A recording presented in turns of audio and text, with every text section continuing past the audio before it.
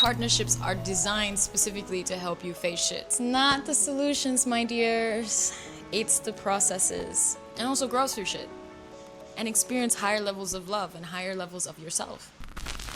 Welcome back to vlogstalgia. This time we are going to Vienna in Easter from a few years ago, maybe three or so years ago. I'm Rae, nice to meet you.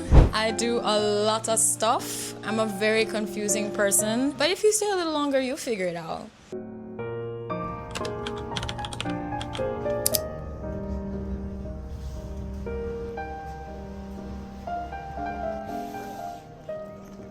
So this is a series where I share a video diary and reveal some background to give a little bit more to the vlog, to give an idea of the context of what was really going on in my life at that time. Show that social media isn't real. Thick cafe. We are extremely early, but chilling.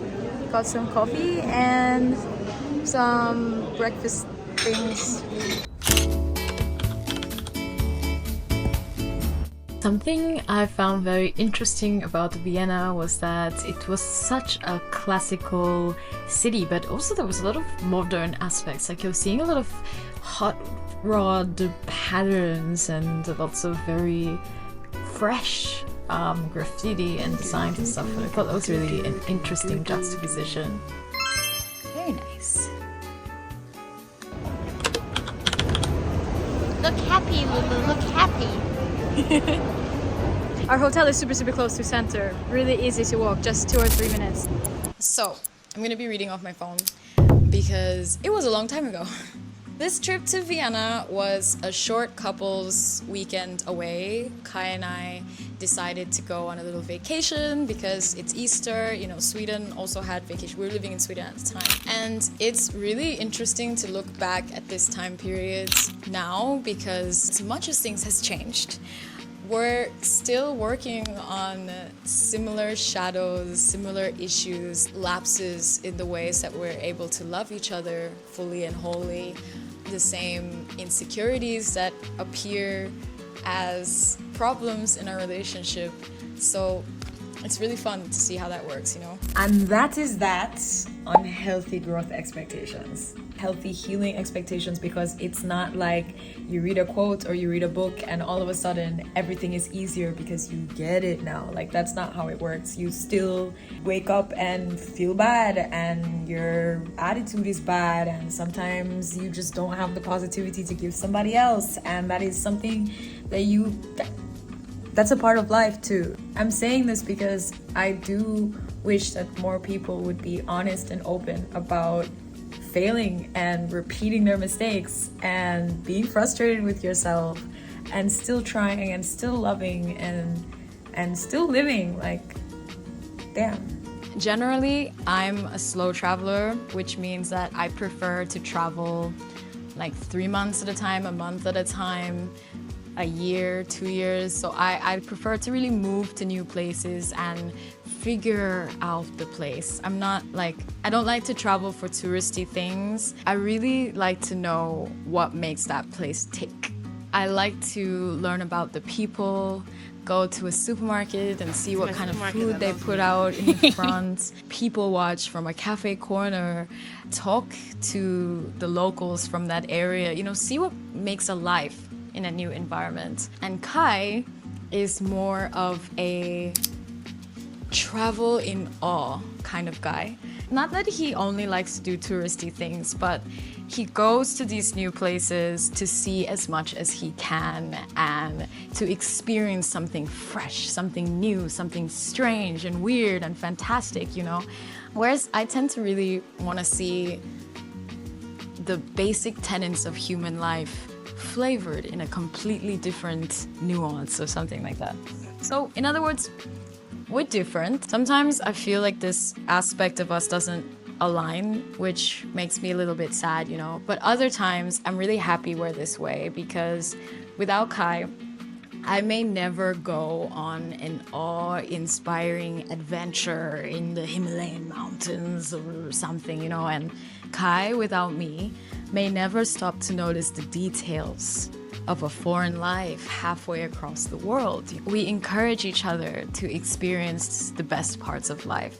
And that's great. But also, sometimes it can be hard because we have to be more accommodating to each other and learn a balance, and that takes effort, you know? Now we are much better at respecting each other's differences, but back then it wasn't so easy. I think that Kai kind of resented me for being slow and boring, and then I resented me for being slow and boring. At least that's what it felt like to me at the time, and he might say something else, but that's what it felt like. So when we got to Vienna, Kai had already been really pressuring me to find places and tell him what I want to do, what I want to see, and I'm just not really like that. Like, I don't have a predetermined list of stuff that I want to check off because I don't really like the touristy stuff, you know?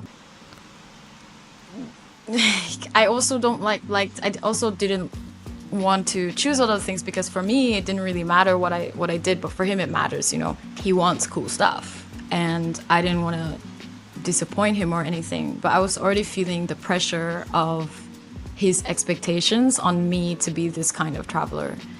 And then when we got to Vienna, we were following Kai's Taiwanese tourist guide blog forums to famous restaurants half the time, and the other half of the time we were using his German coworkers' personalized list of good spots to eat. I specifically remember coming off the plane, checking in, and both of us being tired and hungry. Kai already had a restaurant picked out for when we first arrived, and on the way to that first restaurant I was walking kind of slow and enjoying the architecture, but also I'm really hungry and therefore have no energy in my feet after this flight. And Kai was getting really annoyed with me and mad because he wanted me to be faster, and he thought that there was going to be a line when we got there, and he was really pissed. You know, he's also hangry because the man was hungry too. He was being super short with me, and I started to cry, which I did a lot. I do a lot. I'm a very emotional person, and that's a lot to deal with. In Kai's defense, I think that I didn't communicate a lot or communicate well what I was feeling, and I would just internalize everything. It's normal for him to be sharing how he feels and saying, you know, I wish you could go faster or whatever, or there's gonna be a line, I'm really hungry. I couldn't be honest to him and say, you know, you're pressuring me, you can just go ahead, it's not a big deal, I'll get there slowly, I have a phone or whatever. Instead, I had a panic attack. At the time, Kai wasn't really great at dealing with those either. You know, he's not used to big feelings. I usually don't communicate well when I have doubts about myself. I had so much self-loathing in this period of my life that even though I didn't think Kai should have been mad at me, I didn't say, hey, go on first, I'll catch up, my body is hurting, or I'm hungry, but I literally can't go any faster, dude. Like, it was a huge deal to me. And I was crying, you know, enough to cause a panic attack because I hated that I couldn't go any faster, and I hated that I couldn't meet his expectations, and yeah, I couldn't center myself and my needs because I didn't love myself enough for that yet.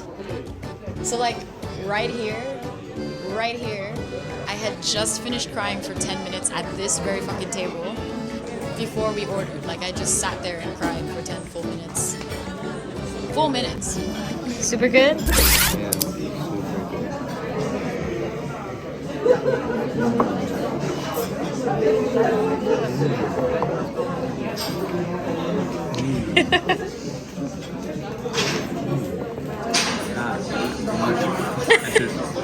Take some time, right? But what's the difference between the first three? I don't know. I don't know how to say it in English, but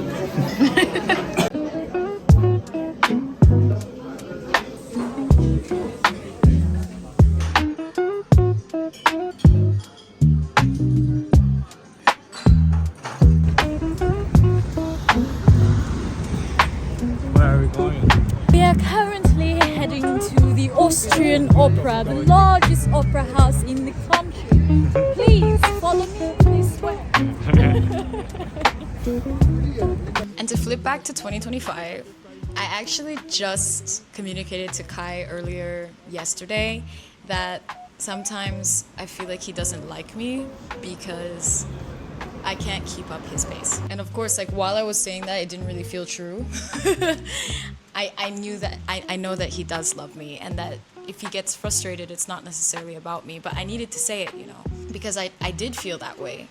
And it's important to release these deep fears and feel safe to be honest and to communicate and talk. And none of that would have been possible when we were in Vienna at that time, because I wasn't healed enough to communicate that way, and Kai wasn't healed enough to receive me that way. So, you know, yesterday he hugged me and said, no, of course not, and I love that you're you, and I'm learning to know when to go on my own little adventures and when to stay back with you, and how much simplicity is beautiful too, and we're able to meet each other that way, and we weren't able to meet each other that way before. How do you solve a problem like Maria? This whole city makes me feel like I'm in The Sound of Music. How do you solve a problem like Maria? How do you catch a cloud and pin it down?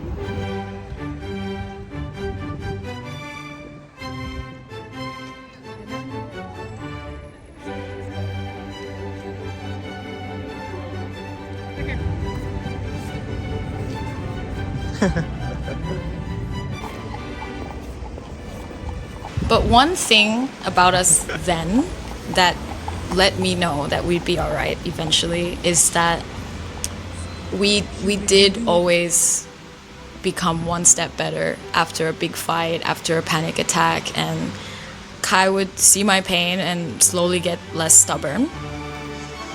And I would release whatever pain I'm holding on to from before, and things would get better. So for the rest of this Vienna trip, we didn't fight, and we had a lot of fun, a lot of whimsy, a lot of whimsical energy on this Vienna trip. Lulu, look at the cheese. Oh jeez, oh man. Oh geez, oh man. Oh jeez.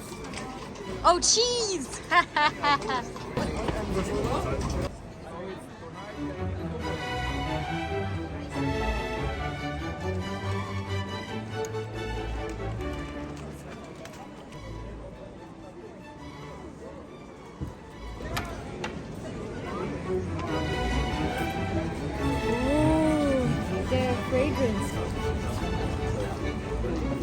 Guys, I thought that New York pretzels were huge. I was wrong. The original, they're like bigger than my freaking head.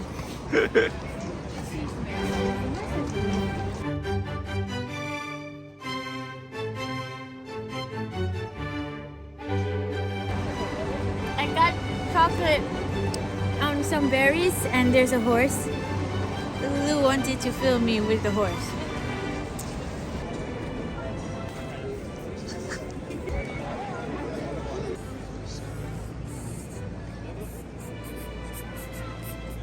Later that day. Isn't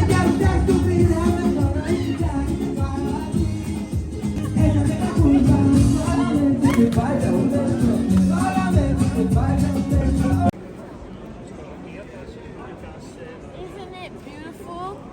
I got some raspberry gelato, and I'm in front of this beautiful Gothic church. Wow, it reminds me of the Notre Dame. The next day.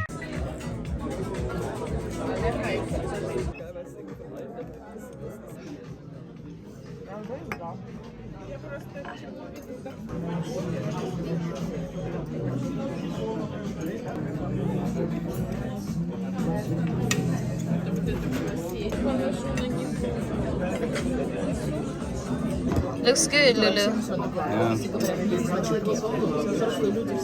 How is it, Lulu?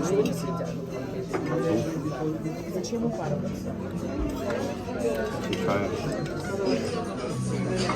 Good?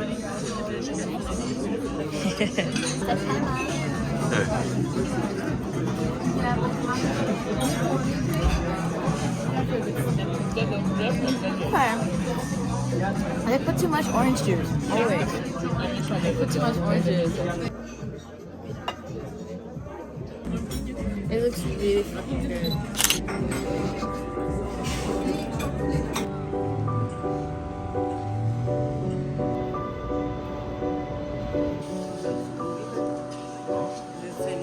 Vienna is a whimsical city, guys. It's got musical notes everywhere, like Vienna. I think the lesson that I want to highlight in this episode is that it actually takes time and failure to heal.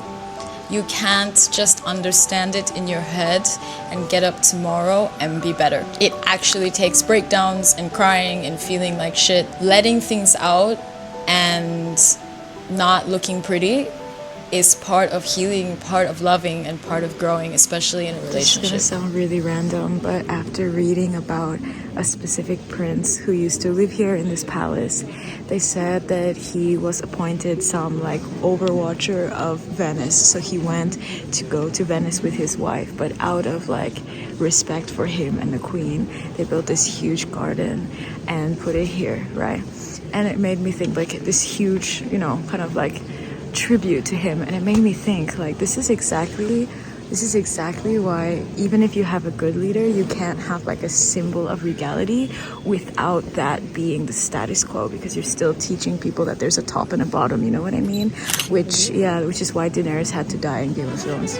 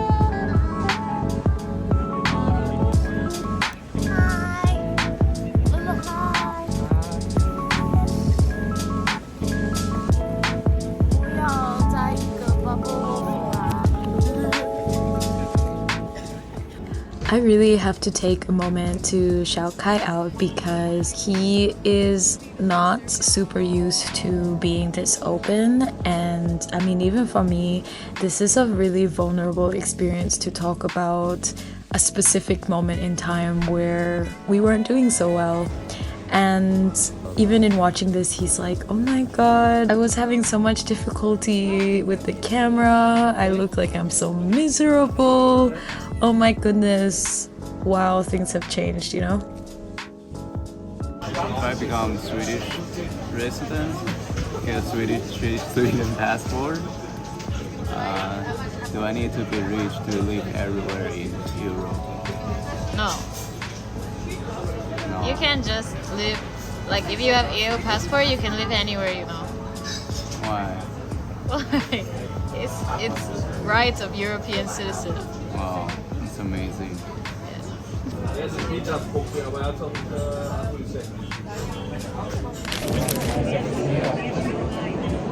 Hello. Are you excited? First music.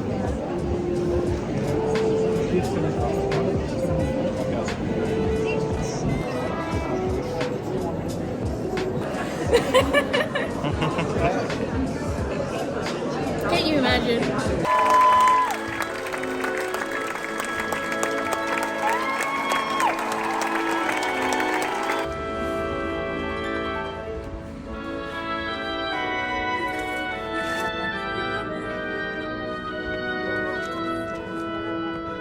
I have always used dancing in the streets as a way to take back my power and my freedom and feel like I am not subservient to any social rules.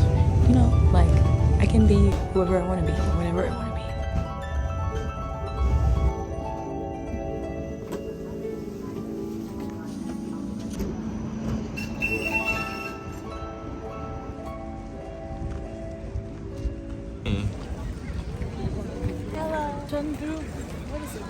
Schönbrunn Palace at Easter.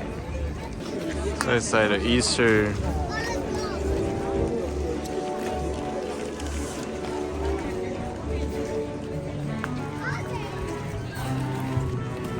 Every corner is just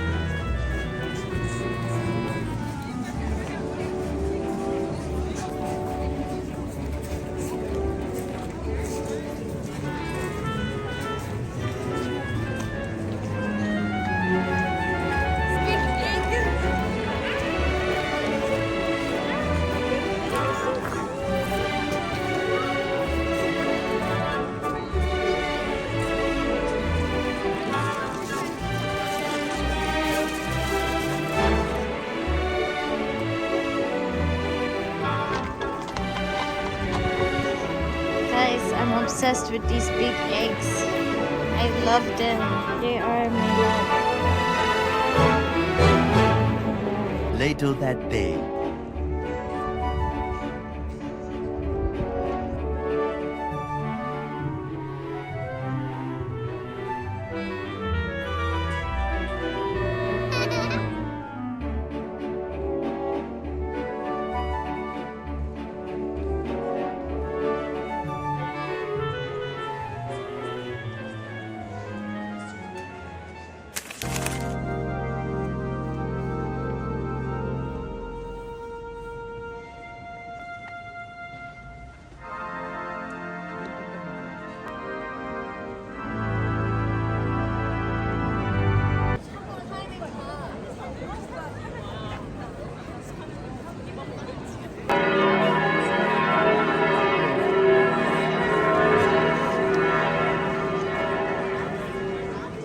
It's not the solutions, my dears.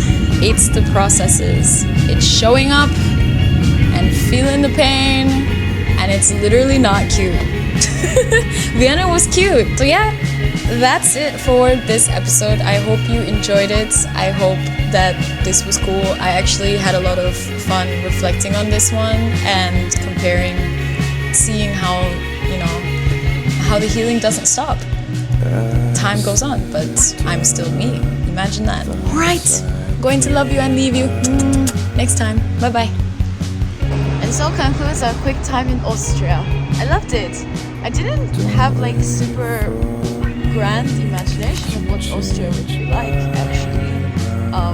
You know, it's my mental image of Austria is quite similar to Germany.